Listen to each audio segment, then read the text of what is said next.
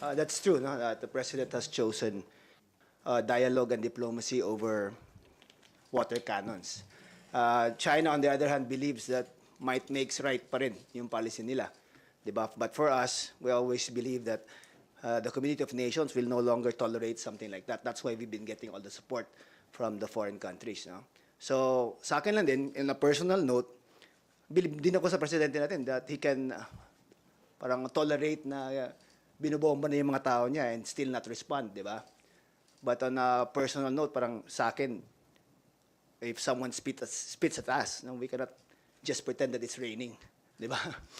But the president is our chief person in terms of international policy, and that is the policy that he wants to pursue, and we support it. And I think it's also the right policy.